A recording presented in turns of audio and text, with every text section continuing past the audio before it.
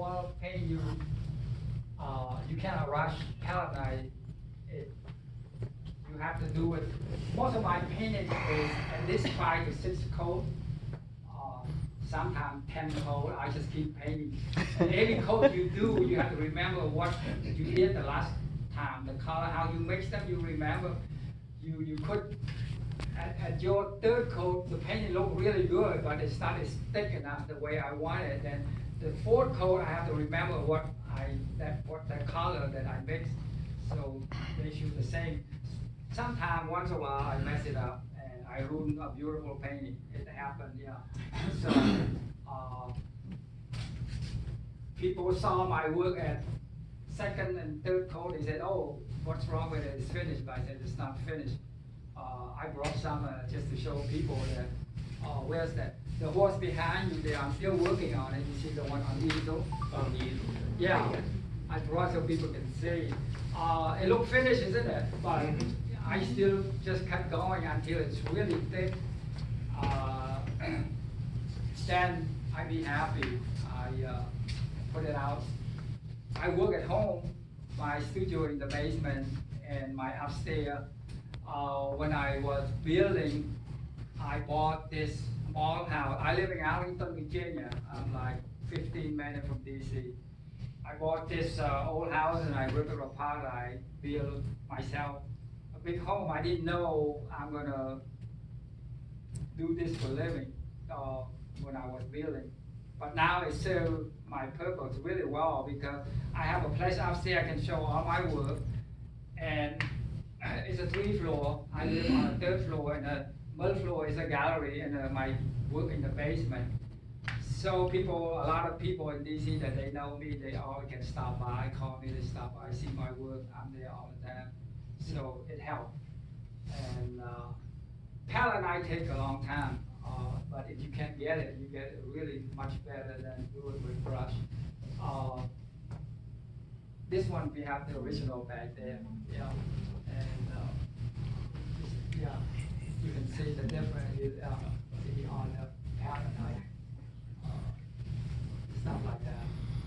So were you trained on the palette knife? I never got trained. Yeah, when I was at Cochrane, especially Gene Davis, when I'm working in the painting class, he always behind me kept asking, "Why are you here?" I remember, never forgot. Kept asking me like that, "Why are you here?" I said, I need a diploma. And he just smiled and walked away. I couldn't learn anything. It's not that. Art. I never teach anybody about art. People always ask me, "Why don't you open a class and teach?" I can tell people how to do, but to do it that way, I don't know, because each of us born with different brain. I might like that color, but different artists might not like that color. We paint the same flower, even we look at that flower, but each artist probably do a different way. Even it's a red flower. You look at a red flower, you think that thing is red, but it's not really red. I mean, how I really fooled us, but we didn't know. You look at a flower in the sunlight for a long time, you're going to see different color. And I tell you an example. I was in Cambodia a few years ago in July. It was so hot. July is the middle of the rice season. They grow rice, and most of the field is green. It's so hot. I looked at the field turned pink. I did not like it. It's pink. So I tell you that the color can fool your eye. And if I paint pink rice field, people would have think I'm crazy, but that's why in the old days, Van Gogh and stuff painting, you see the color is so weird because that's what he saw, but he wasn't lying. But we all see different things, and it depends on what time of the day, what direction of the sunlight, stuff like that. That's why I said painting. You paint from a photograph, you paint exactly what you see, like portrait. It's no fun. You can create something that people never seen. It's more fun. isn't it? Yeah, that's why I don't like to do portrait that much, even I can do it really well. To dry, When because you it do a takes portrait, hours you for him to see complete a outline painting. I start I'm with gonna brush ask him, first, want me and to. at the end, I add the Make a palette, I just get the and texture. that's how many Yeah, time it takes. people love that, yeah, otherwise it would be flat, Yeah. yeah, it would be flat, and more texture, it just make it more lively, you know, and any subject, and, any more Pakan? questions? Yeah. How long does it take for that paint to dry and like to finish complete a painting? Well, it take a long time. You put a big blob, it can take 3 months, or sometimes take a year to dry. It dry on the surface, but if you press it, it's soft inside. But if it dry, it's hard like a rock, and it never fade away. And I use very high pigment paint. I don't, I travel to Europe just to collect the paint. I spend a lot of money on paint. The best paint is from Netherlands, the Dutch. They are the best. The high pigment paint is just incredible. They call fine oil paint. It's not the standard grade. It's not the American fine. But it takes a long time to dry. So, but if it dry, it's just gonna stay that way forever. I have some at home that I put directly with the sunlight, never fade away. Yeah, people came to my house, they saw, oh, the sun right on your painting, I said, no, it won't fade away. Well, you saw some of the painting in the museum, it stayed, for all these years, 400 or 500 years. And those days, they don't have the luxury as a good paint as we have today. And those days, they still grind the pigment and mix by themselves several hundred years ago. But if it dry, it just stay that way, and it's very hard. You can't scrape it. You probably end up tear the canvas, try to scrape it. And the canvas become very brittle. And that's why I have to be very careful with my palette knife, because after some knives that I use for a long time, they become really sharp like a knife. So when I strike the paint on the canvas, sometimes I cut through the canvas. Yeah, so I have to change my knife very often, because, when it's new, it's not as sharp as a real knife, but after you use it all the time, they get a little sharper. Any more questions? Yeah. Pakan, could you talk about two aspects that make, I think, your impressionism very different? One is that, although up close, Right. it's clearly impressionist paint. Right. When you step back, especially from your poppies and your flowers, they start to morph into very photographic. Whereas a lot of impressionism, when you step back, it still looks like impressionist paint. So you have this sort of trick of allowing, as the viewer moves back, to see a very different painting. So that's one thing. And then the other thing I want to ask you about was, impressionism is typically very still. Right? It's like a calm, pastoral, where your impressionism always has a lot of movement. And can you talk about your Yeah, most of my work, if I can make the painting move, I'd be very happy, from flowers to horse race to even portrait. Most of my work has a little, has movement in there. Talking, it's hard to explain, but from impressionist to realism to stand back, to look like a real thing. I cannot explain. When I paint, I stand back a lot. I have a big studio, so I be able to stand back 10, 20 feet away. Because when you get close, when you do the work, it looks different than when you stand back. So when I'm painting, I do that a lot, just to make sure from the distance and also close up, it still look good. But after a while, you go crazy anyway. You cannot, that's how you ruin a painting. I did ruin several beautiful paintings like that. My wife came down to the studio the next morning and said, what you do to the painting? I said, I didn't know what I did in the next morning. It's gone. So now I sort of like, since we have the phone with us all the time, I sort of like take photograph every step I do. So if I make mistake, I know when to go back.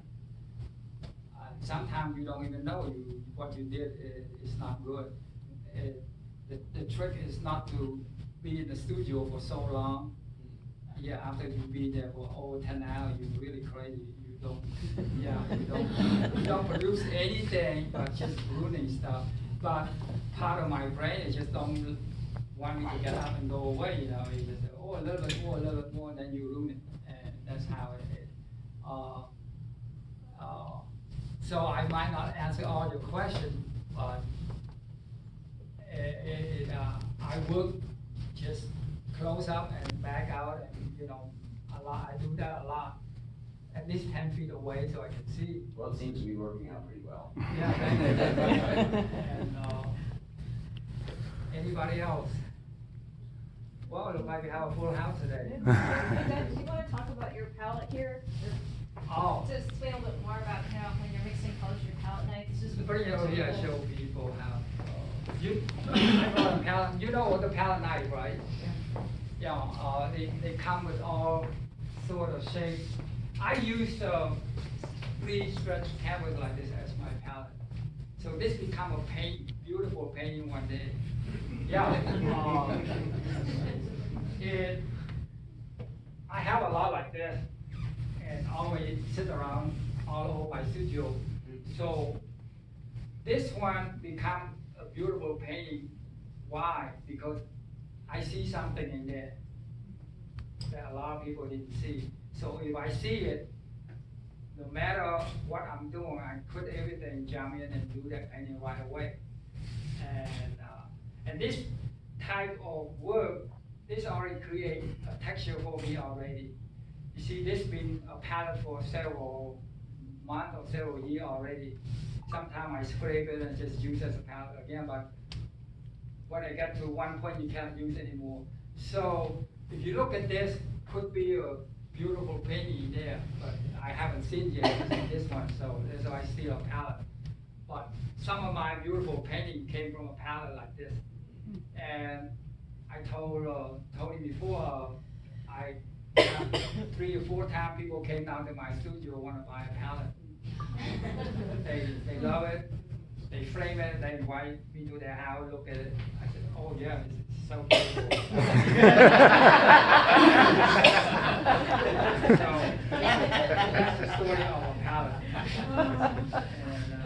And, but it's beautiful. It's multicolored, but you just don't know what it is yet.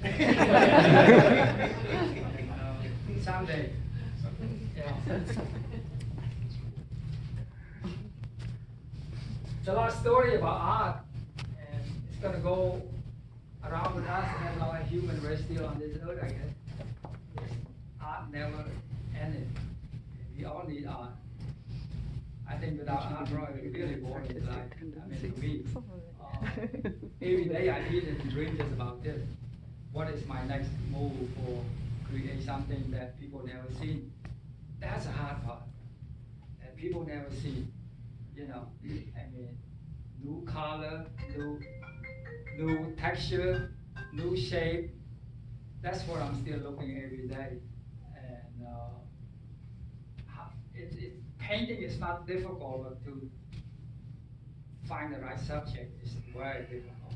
Because people been painting for how many years, as we know, people paint just about everything already on this earth. So you can find something that people never seen, and it would be nice.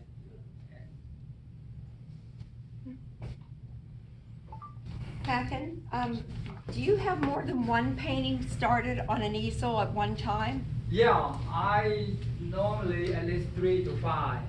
Okay. Because first, it takes time to dry before me to continue. But secondly, the most important, I'm boring. You paint the same thing for after a few days. You're sick of it, Sometimes you're sick of it for a few years. You don't want to see it again. You let it somewhere, and until you get a better idea. Yeah, but the idea come, it take only a few minutes. Bam, you just do only a little bit, change that painting 100%. And I wouldn't know, but one that come to my head, I know, and then I know that's the one that will work for that painting. And when that time come, it's most of the time I can turn a painting to a beautiful painting. And I did sold a lot in Washington D.C. A lot of my painting that sold is probably 60 to 70% is mostly Cambodian subject. I paint about people living on the water, life on the field, but I do such a semi-abstract. It's not as real as the buffalo boy in the back. So people sort of like that. It's like the one behind you? Yeah. On easel. Yeah, Yes. yeah, something like this. People like a lot. This where people live just on the water all the time, on the floating, and a lot of like this. Not just Cambodia, a lot in Southeast Asia, people live on the lake, even on the ocean. Their life every day is sort of like that. Pakan, how do you know when you're done? How do you know when your painting is done? That's hard to explain. I keep I going gotta back learn to how it. to stop. My wife reminds me all the time that it's finished. Yeah, because I ruin so many paintings, I don't stop, and it's tough. You always find somewhere somehow to touch up a little here and there, but one wrong move you ruin the painting, because the combination to complete this painting involves billions of bits of color to go together. But a certain spot, it doesn't matter what you do, it won't ruin the painting, but a certain spot you touch it, you change the painting completely. It's hard to explain, but it happened, yeah.